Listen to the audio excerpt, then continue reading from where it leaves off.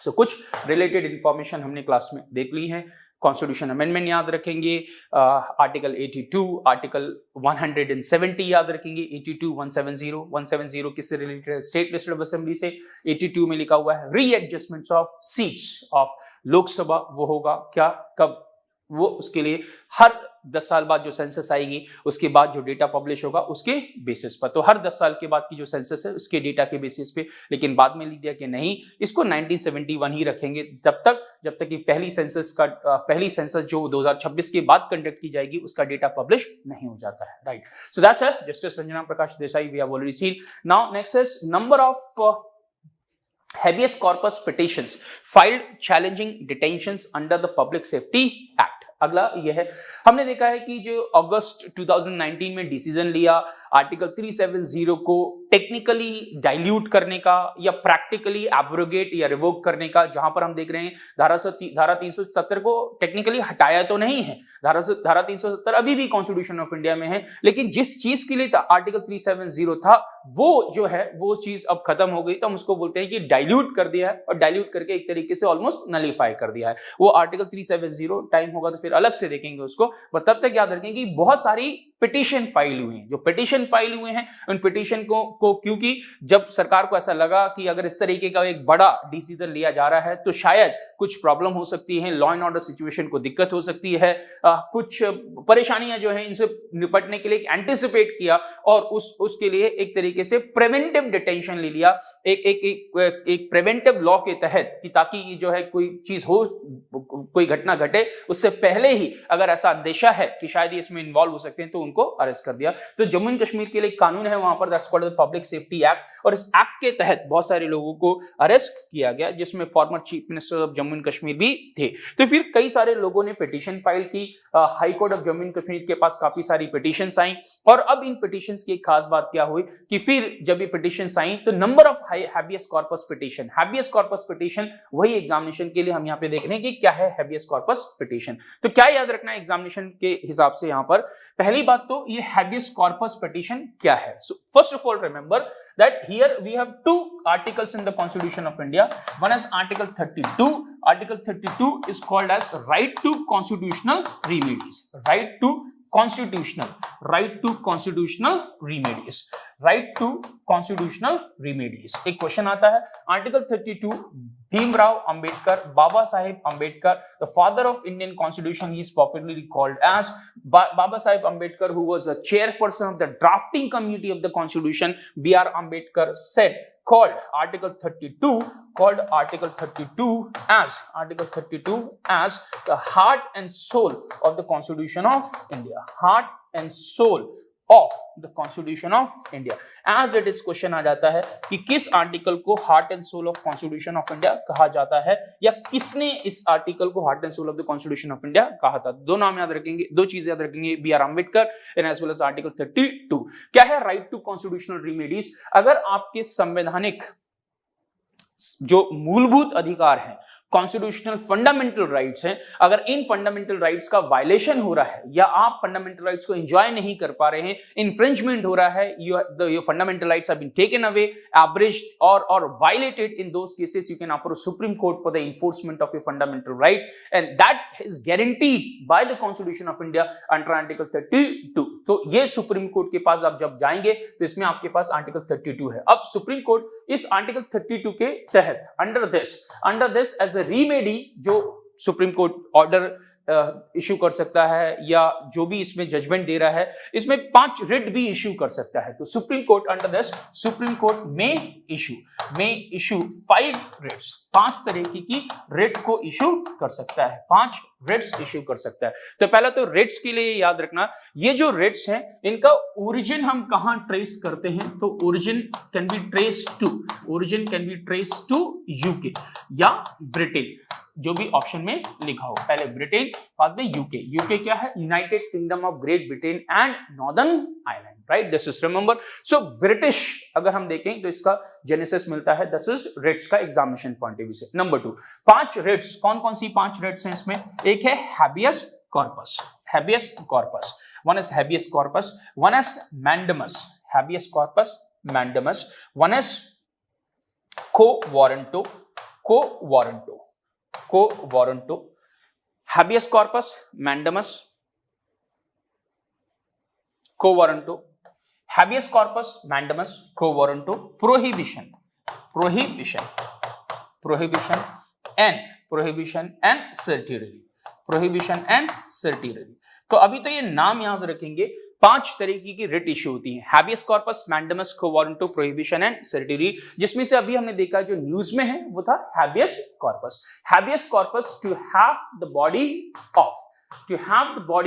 Of the detainee before the court. Example के लिए जो कोर्ट है वो ये आदेश दे सकता है कि ये जो पर्सन है जिसे इलीगल डिटेंशन में रखा गया है उसे हमारे सामने पेश किया जाए या उसे यहां लाया जाए, उसकी बॉडी यहां लाई जाए का मतलब उस पर्सन को यहां लाया जाए, ताकि हम पता लगा सकें कि ये डिटेंशन उसकी मर्जी के खिलाफ है या इलीगल है, क्या है। तो ये पब्लिक ये जो प्रिवेंटिव डिटेंशन है, तो इसमें क्या खास बात होगी कि अगर ऐसा कोई डिटेंशन जो इलीगल है, एज पर लॉ नहीं है, या फिर ऐसा कोई डिटेंशन जो किसी कानून के हिसाब से है लेकिन कानून में जो प्रक्रिया दी है उस कानून की प्रक्रिया को पूरा नहीं किया गया है, या फिर ऐसा कोई डिटेंशन जो कानून के हिसाब से है पर वो कानून सही नहीं है, तो इन केसेस को लेकर के लोग कोर्ट जा सकते हैं और वो कहेंगे कि ये मेरे अधिकार का उल्लंघन हो रहा है। जैसे एग्जांपल के लिए आर्टिकल 21 में राइट टू लाइफ है, आर्टिकल 19 में आपके पास बहुत सारी फ्रीडम्स हैं, 6 इंपॉर्टेंट फ्रीडम्स हैं, जिसमें से एक फ्रीडम है freedom of speech and expression, freedom of movement है आपके पास, freedom to move freely throughout the territory of India है आपके पास में। तो अगर आपको लगता है कि ये फ्रीडम्स आपकी कर्टेल हो रही है, रोका जा रहा है, उन पे रीजनेबल रिस्ट्रिक्शन लगाई जा सकती है, लेकिन आप कोर्ट जा रहे हैं कि अगर ऐसा कोई पर्सन जिसे एक इलीगल प्रिवेंटिव डिटेंशन में, इलीगल डिटेंशन में रखा गया है, तो कोर्ट एक रिट इशू कर सकता है, उसको बोलते हैं हैबियस कॉर्पस। बाकी अभी हम नहीं देख रहे हैं क्योंकि हम सब कोशिश कर रहे हैं, थोड़ा फोकस करेंगे। मैंडेमस, को वारंटो, प्रोहिबिशन, सर्टिररी, तब तक शॉर्ट में बता दूं, प्रोहिबिशन सर्टिररी एक हायर कोर्ट, आमतौर पे लोअर कोर्ट को इश्यू करता है। एक तरफ वो जो चल रही प्रक्रिया है उसे रोक देता है, दूसरी तरफ वो क्या है जो डिसीजन आया हुआ है एक तरीके से उस डिसीजन को क्वैश कर रहा है, तो एक डिसीजन के पहले एक डिसीजन के बाद में। को वारंटो के केस में खास बात क्या है, को warranto what is your authority, किसी पब्लिक ऑफिस को अगर किसी ने ऑक्यूपाई किया है और उस ऑक्यूपेंट को लेकर के सवाल खड़ा किया गया है कि आपके पास ये अथॉरिटी नहीं है, तो कोर्ट ये पूछ सकता है कि व्हाट इज योर अथॉरिटी। तो जिस पब्लिक ऑफिस को उस पर्सन ने ऑक्यूपाई किया है, एक सिग्निफिकेंट पब्लिक ऑफिस को, it is a responsibility, the onus lies on the shoulder of that person to prove that under what authority the person is having a legitimate right to hold that office. That office must be a public office and public office of a significant nature. So that's a quo warranto. यहाँ पे हम बात कर रहे हैं prohibition, सर्टिररी, को warranto. को warranto में याद रखेंगे यहाँ पूछा जा रहा है what is your authority, what is your authority। यहाँ पे व्हाट इज योर अथॉरिटी की बात करें कि आपकी अथॉरिटी क्या है, किस अथॉरिटी के तहत आपने पब्लिक ऑफिस को ऑक्यूपाई किया है। और मैंडेमस परमादेश, इसका मतलब है एक आदेश दिया जा रहा है पब्लिक अथॉरिटी को to carry out their public duties. तो यहां पर क्या है, this is to public authorities to perform public duties, to perform their duties. उनकी जो ड्यूटीज है उन ड्यूटीज को वो परफॉर्म करें, उसके केस में है दैट इज अ मैंडेमस। और हैबियस कॉर्पस मैंने आपको बता दिया, 5 तरीके की रिट इशू कर सकते हैं। सो एक तो हो गया आर्टिकल 32। अब आर्टिकल अगर आपकी फंडामेंटल राइट्स मींस वो राइट्स जो पार्ट 3 ऑफ द कॉन्स्टिट्यूशन में है। एक सबसे सिंपल डेफिनेशन है फंडामेंटल राइट्स की, किसे बोलते हैं फंडामेंटल राइट्स, हर कंट्री में अलग डेफिनेशन हो सकती है। इंडिया में जब हम बोल रहे हैं फंडामेंटल राइट्स, इसका मतलब है the rights which are mention in the part 3 of the constitution of India. Part 3 of the constitution, total कितने पार्ट हैं कॉन्स्टिट्यूशन ऑफ इंडिया में, 25। सबसे लास्ट जुड़ने वाला पार्ट कौन सा था, कोऑपरेटिव सोसाइटी, पार्ट 9D। कौन से कॉन्स्टिट्यूशन अमेंडमेंट से जुड़ा था, 97, बता चुका हूं, एक बार याद करना है दोबारा। पार्ट 3 में जो राइट्स लिखे हैं उनको बोलते हैं फंडामेंटल राइट्स। इन फंडामेंटल राइट्स का वायलेशन है तो इनके खिलाफ, अगर इनको आपके वायलेशन हो रहे हैं, right, in case of violation, अगर आपके फंडामेंटल राइट्स का वायलेशन हो रहा है तो आप फॉर रीमेडी, फॉर रीमेडी कहां जा सकते हैं? For remedy you can go to, for remedy कहां जा सकते हैं? सुप्रीम कोर्ट भी जा सकते हैं और हाई कोर्ट भी जा सकते हैं। सुप्रीम कोर्ट जा सकते हैं अंडर आर्टिकल 32 जिसे हम बोलते हैं राइट टू कॉन्स्टिट्यूशनल रीमेडी, और आर्टिकल 226 में कहां जा सकते हैं? High court. जैसे जो हैबियस कॉर्पस के लिए जो पिटीशन फाइल की थी वो ज्यादातर जम्मू एंड कश्मीर के हाई कोर्ट में थी अंडर आर्टिकल 226। तो आप याद रखेंगे आर्टिकल 32, क्योंकि 32 पढ़ा दिया तो जैसे 32 है वैसे 226 में किसके पास पावर है? हाई कोर्ट के पास। लेकिन हाई कोर्ट की पावर में एक फर्क क्या है कि सुप्रीम कोर्ट कहीं से भी सुप्रीम कोर्ट में केस आ सकता है अगर पार्ट 3 से है। हाई कोर्ट का जो ज्यूरिसडिक्शन बन रहा होगा उस ज्यूरिसडिक्शन के हिसाब से हाई कोर्ट पे पिटीशन आएगी। इसका मतलब है हाई कोर्ट का ज्यूरिसडिक्शन थोड़ा रिस्ट्रिक्टेड है, ज्योग्राफिकल टेरिटरी वाइज देखें, एरिया वाइज देखें। लेकिन अगर सब्जेक्ट वाइज देखें किस मुद्दे पर हाई कोर्ट जाया जा सकता है directly as a original court, please remember यहां पे ये ओरिजिनल पिटीशन फाइल हो रही है, सीधे आप कहां पहुंच रहे हैं? Supreme court. As a high court से सुप्रीम कोर्ट नहीं, सीधे सुप्रीम कोर्ट भी जा सकते हैं, सीधे हाई कोर्ट भी जा सकते हैं। और हाई कोर्ट जाएंगे तो आर्टिकल 226 के तहत और सुप्रीम कोर्ट जाएंगे तो आर्टिकल 32 के तहत। लेकिन हाई कोर्ट अगर आपके अदर राइट्स का वायलेशन हो रहा है, किसी दूसरे राइट का वायलेशन हो रहा है जो फंडामेंटल राइट्स नहीं है, तो rights which are not mention in the part 3 of the Constitution of India are your rights which may be mentioned in the other parts of the Constitution of India. Example के लिए जैसे article 300A है, article 300A क्या है ये? That is right to property, right to property, right to property. It was a fundamental right. It was a fundamental right. लेकिन it was a fundamental right but abolished, but removed from part 3, but removed from part 3. But it was removed from part 3 by 44th 44th Constitution Amendment Act। 44वें संविधान संशोधन विधेयक से इसको हटा दिया और फिर बाद में रख दिया इसको आर्टिकल 300A में जिसे हम बोलते हैं राइट टू प्रॉपर्टी। तो अब क्या ये फंडामेंटल राइट रहा है? नहीं। तो अगर इसका वायलेशन हो रहा है तो कहां जा सकते हैं? हाई कोर्ट डायरेक्टली जा सकते हैं। अपील के तौर पे सुप्रीम कोर्ट अलग बात है, लेकिन पहले डायरेक्टली कहां जा रहे हैं? High court, original jurisdiction. इसका मतलब है हाई कोर्ट ना केवल फंडामेंटल राइट्स के वायलेशन के रिलेटेड केसेस भी देख रहा है, साथ ही साथ अदर राइट के केसेस में भी कहां जा रहे हैं? High court. लेकिन सुप्रीम कोर्ट में सिर्फ किसके लिए? That's for the violation of the fundamental rights. अगर फंडामेंटल राइट्स का वायलेशन है तो कहां पर जा सकते हैं? Supreme court. फंडामेंटल राइट्स का वायलेशन है तो कहां जा सकते हैं? High court. लेकिन अगर अदर राइट्स का भी वायलेशन है तो डायरेक्टली आप कहां जा सकते हैं? You can directly go to the high court. ये हम बात करें original petition. Original petition means directly आप ओरिजिनल पिटीशन कहां फाइल करेंगे? सुप्रीम कोर्ट भी कर सकते हैं, हाई कोर्ट भी कर सकते हैं। लेकिन अदर राइट्स के केस में सीधा आप कहां जा सकते हैं? High court.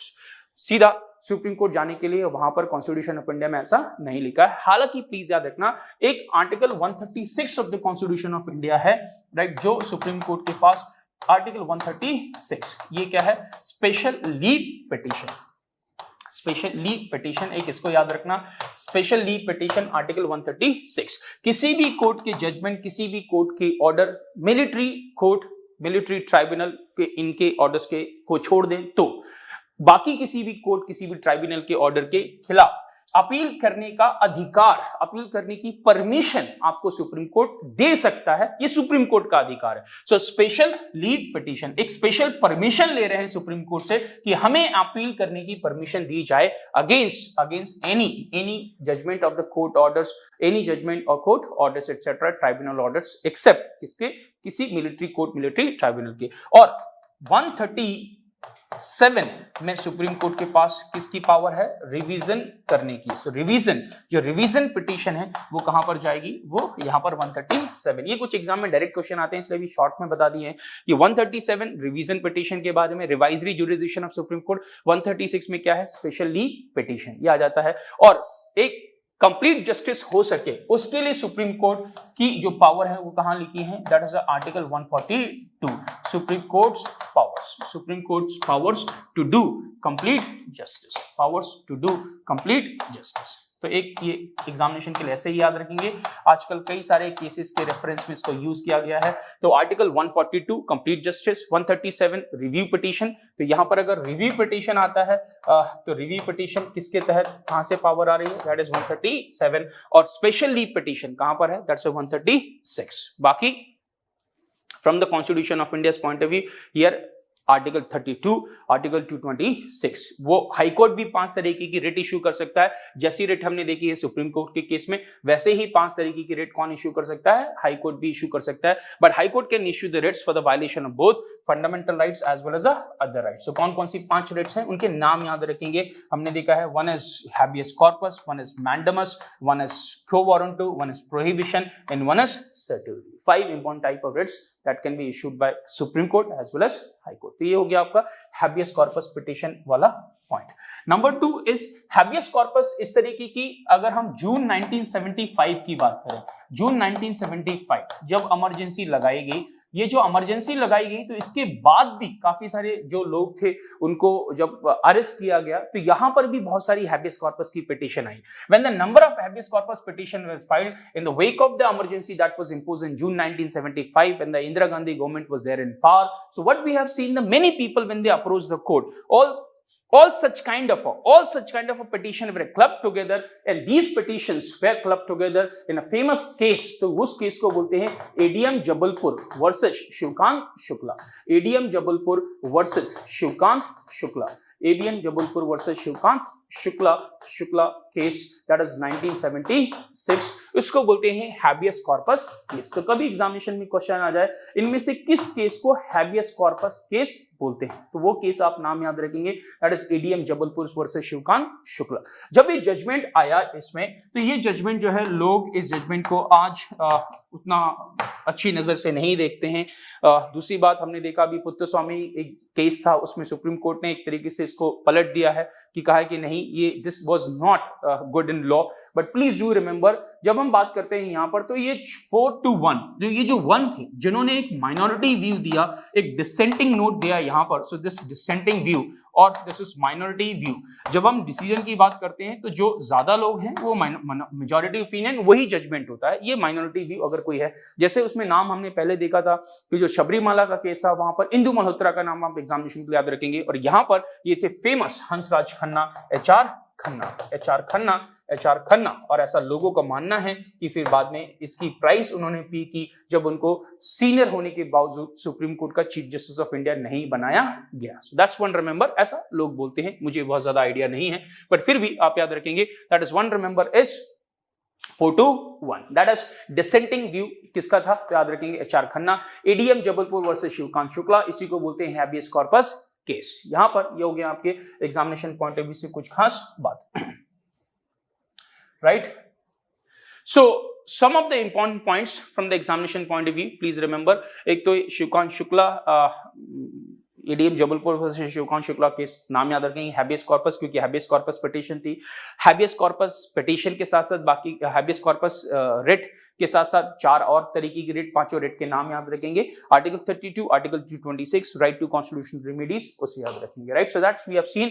नाउ आगे चलते हैं, फिर अब हम एक और न्यूज में करंट में ये चल रहा है, this is friends of police movement, FOP movement, friends of police movement. ये एक फ्रेंड्स ऑफ पुलिस मूवमेंट जो तमिलनाडु की गवर्नमेंट है, अब इसने इसे राइट हटा दिया है, खत्म कर दिया है। तो क्या है, तमिलनाडु गवर्नमेंट हैज इशूड, तो पहला क्वेश्चन यही है, which state, Tamil Nadu. Tamil Nadu government has issued N order on 8 July 2020 revoking, खत्म करना, revoking the friends of police movement. Friends of police movement किस स्टेट ने खत्म कर दिया है, किसे रिवोक कर दिया? तमिलनाडु। क्वेश्चन आएगा, चांसेस है, सिर्फ इतना ही क्वेश्चन है, बाकी एग्जामिनेशन के लिए जरूरी नहीं। जैसे मैंने आपको बताया था, ये है जो क्वेश्चंस बहुत ज्यादा इंफॉर्मेशन अपने आप में समेटे हैं, वो अभी हमने जैसे अभी पहले देखा है। यहां पर जब एग्जाम में क्वेश्चन आएगा तो that kind of a question will come in the examination. Friends of police movement is a community policing initiative and a joint government organization with a goal to bring police and public closer. The movement was started in 1993 in Ramanathapuram, Ramnath district, that is Tamil Nadu, by Mr. Pradeep V. Philip, IPS, when he was serving as a superintendent of police. बहुत ज्यादा important नहीं, but examination में इस तरीके के exam में question आ जाता है, फ्रेंड्स ऑफ पुलिस मूवमेंट किस स्टेट में चल रहा था, जहां पर उसे अभी खत्म किया गया है, answer is Tamil Nadu. So that's one remember.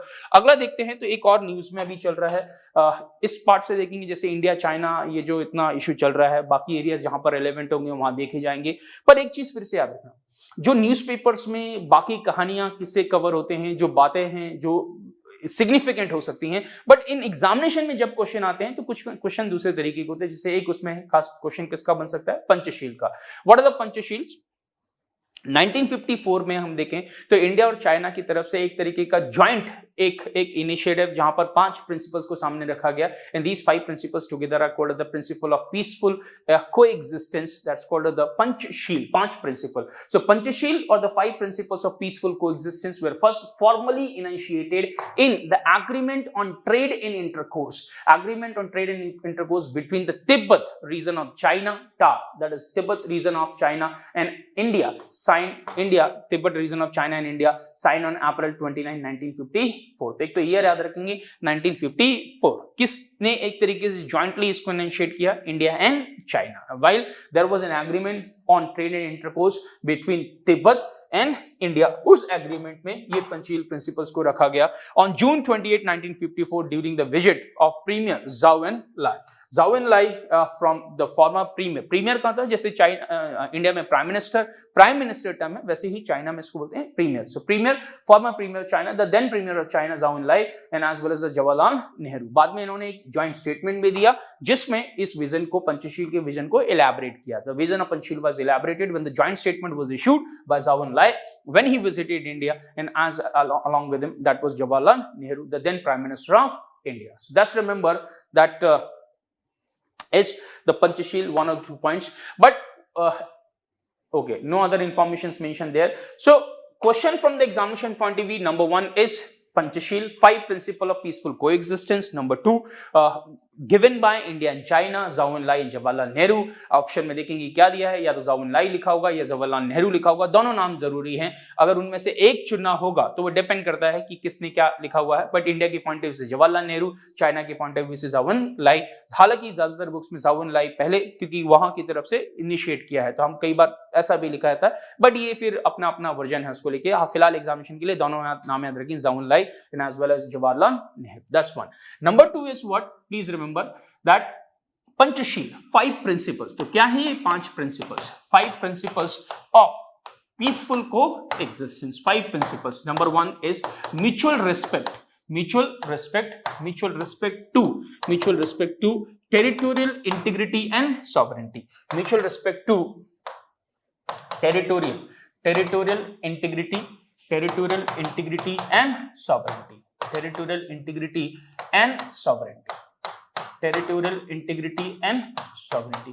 जो टेरिटोरियल अखंडता है, संप्रभुता है, उसको म्यूचुअली रिस्पेक्ट दिया जाएगा, सम्मान किया जाएगा. इसका मतलब हम आम लैंग्वेज में बोल सकते हैं रिस्पेक्टिंग बाउंड्रीज. यही मैंने आपको बताया कि क्वेश्चन जब एग्जामिनेशन में बनते हैं, जिसे हम देख रहे हैं कि बेसिक जीके के क्वेश्चंस, कंसेप्चुअल जो इंफॉर्मेशन है, जो करंट में न्यूज है, उनसे रिलेटेड क्या बन जाते हैं, तो ये न्यूज में चल रहा है बाउंड्रीज को रिस्पेक्ट करना. पंचशील का पहला जो एक प्रिंसिपल वो ये कहता है mutual respect to the each others territorial integrity and sovereignty. एक दूसरे की जो सीमाएं हैं, उन सीमाओं को सम्मान किया जाएगा. उसके अंदर, सीमा के अंदर आपको जो करना है वो आपका अधिकार है. इस सीमा के अंदर, हमारी सीमा के अंदर हम जो करेंगे वो हमारा अधिकार है. दूसरा, अगर इसमें हम देखेंगे तो एक और है कि एक दूसरे पर एग्रेशन नहीं किया जाएगा, that is mutual non aggression. ये भी है जो हम देख रहे हैं कि चाइना जिसका वायलेशन कर रहा है. So that is mutual non aggression. So one is mutual non aggression. So one we see Panchashil initially coming from China and India, and China playing one important role, but China not practicing the same 5 principles there.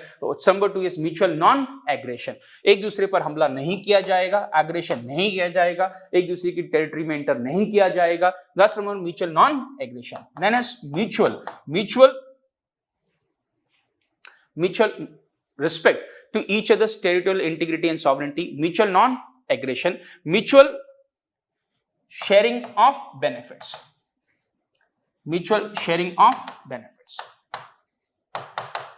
or equality and mutual sharing of benefits. Now number 4 is mutual non-interference, mutual non-interference in domestic affairs, internal affairs. एक दूसरे के जो internal affairs होंगे उनमें हस्तक्षेप नहीं किया जाएगा. Equality and mutual sharing of benefits, peaceful और mutual non interference in the domestic affairs, mutual non aggression, mutual respect to the each other's territorial integrity and sovereignty, and finally that is peaceful coexistence. Peaceful coexistence, peaceful coexistence, ये 5 principle है। फिर से याद रखना, मैं आपको ऐसे भी समझा देता हूं कि क्या याद रखना। एक, सपोज ये इंडिया और चाइना का बॉर्डर है, तो ये चाइना है, ये इंडिया है। एक कहता है कि एक दूसरे की टेरिटोरियल इंटीग्रिटी और सॉवरेनिटी को रिस्पेक्ट करेंगे, सो जस्ट रिमेंबर 1। दूसरा, एक दूसरे के ऊपर हमला नहीं करेंगे। तीसरा, कंट्रीज के अंदर क्या हो रहा है उसमें इंटरफेयर नहीं करेंगे। चौथा, इक्वालिटी और म्यूचुअल शेयरिंग ऑफ बेनिफिट्स, अगर कोई म्यूचुअल शेयरिंग ऑफ बेनिफिट्स हैं तो उनको म्यूचुअली शेयर करेंगे। नेचुरल रिसोर्सेज हैं तो उनको शेयर करेंगे, जैसे एग्जांपल के लिए हम देखते हैं specially with respect to the water resources etcetera, Brahmaputra को लेकर के प्रॉब्लम्स रहती हैं कई बार चाइना की तरफ से। और finally number 5 is what, peaceful coexistence. तो आप ये 5 पॉइंट याद रखेंगे, इन्हीं को बोलते हैं पंचशील। नाउ पंचशील, रिमेंबर ये जो 5 प्रिंसिपल है दैट इज पंचशील, पंचशील, पंचशील। इसी तरीके से Panchsheel, that is one more country has adopted the 5 principles on a domestic level also, called as a Panchsheel, the domestic Panchsheel of one country, that is Indonesia. तो किसने पंचशील की तरह 5 प्रिंसिपल्स को अडॉप्ट किया था, तो वो नाम याद रखेंगे, इंडोनेशिया। यहां पर जैसे Panchsheel, Panchsheel, Panchshila, that is Panchshila, that is Panchshila. Panchshila means Panchsheel, ये संस्कृत से वर्ड जा रहा है वहां पर, कहां पर, इंडोनेशिया। तो ये एक तरीके से उनके domestic, for domestic polity, for domestic polity, for domestic polity, इनके 5 principles, that is 5 principles that's called as the Panchsheela. किस कंट्री ने इनको अडॉप्ट किया, ऐसे लिखा है कहीं तो आंसर में, तो one answer will be what, Indonesia. That's one, remember. दूसरा क्या है, Panchsheel became the basis, Panchsheel became the basis of 10 principles adopted in first Afro-Asian Conference, Afro-Asian Nations Conference, first Afro-Asian Nations Conference that took place in 1955 in Bandung, 1955 में Bandung, BANDUNG, Bandung is a place in Indonesia। यहां पर एक conference हुई और इस conference में 10 principles आई। इन 10 principal की जो बेस, जिस पर बेस्ड है वो पंचशील प्रिंसिपल है। तो एक तरीके से इन्हीं 5 प्रिंसिपल्स पर बड़े करके 10 प्रिंसिपल्स अडॉप्ट किए। उन प्रिंसिपल्स को बोलते हैं बांडुंग प्रिंसिपल, क्योंकि ये प्रिंसिपल्स बांडुंग में अडॉप्ट किए गए थे। पहली अफ्रीकन एशियन कंट्रीज की कॉन्फ्रेंस थी यहां पर, और उस कॉन्फ्रेंस में ये जो प्रिंसिपल आए उनको बोलते हैं Bandung principle, and these Bandung principles later became the basis of NAM. तो ये जो बांडुंग प्रिंसिपल्स हैं, Bandung principles later became the basis of NAM. तो ये जो नैम है ये किस पर बेस्ड है, नैम जो है वो बांडुंग प्रिंसिपल्स पर बेस्ड है। क्या है नैम?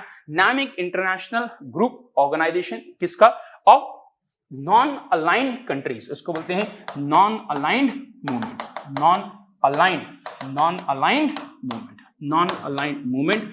ये ना फर्स्ट वर्ल्ड, जब second world war, first world war, फिर उसके बाद में हमने देखा कोल्ड वॉर, फिर कोल्ड वॉर के टाइम पे देखा प्रॉब्लम्स। तो वर्ल्ड ने हमेशा ये देखा है कि स्पेशली वर्ल्ड जो है वो 2 फ्रैक्शन में कई बार डिवाइड होता रहा, जहां पे एक फ्रैक्शन में भी led by the USSR, one fraction was led by the US. तो जब सेकेंड वर्ल्ड वॉर खत्म हुआ तो बहुत सारी ऐसी कंट्रीज थी जिनका मानना था ना तो हम फर्स्ट वर्ल्ड के साथ है, ना ही ये जो सेकेंड चल रहा है उनके साथ है। बाद में एक तरीके से थर्ड वर्ल्ड, तो बाद में वो थर्ड वर्ल्ड जो है डेरिगेटरी टर्म बन गया, और ज्यादातर क्योंकि उस समय ये डेवलपिंग कंट्रीज थी, ज्यादातर पुअर कंट्रीज थी, ज्यादातर न्यूली इंडिपेंडेंट कंट्रीज थी, तो फिर बाद में एक तरीके से डेरिगेटरी टर्म के लिए भी, टर्म के तौर पे भी थर्ड वर्ल्ड को यूज करने लगे। तो वो लोग जो ना तो यूएस लेड कोलिशन के साथ जा रहे हैं, ना फिर यूएसएसआर लेड कोलिशन के साथ जा रहे हैं आफ्टर द वर्ल्ड वॉर 1, एक तरीके से नॉन अलाइंड है। तो non aligned movement, that non aligned movement, this was established NAM in 1961 in Belgrade. इसे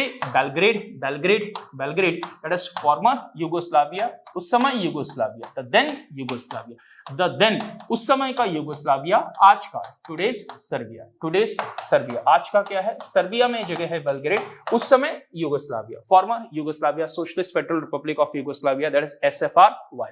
अब यूगोस्लाविया डिसइंटीग्रेट हो गया और बहुत सारी कंट्रीज बाहर आगे हैं, भी लिखा देता हूं नहीं तो। That's remember NAM, non aligned movement, established 1961। That is established 1961।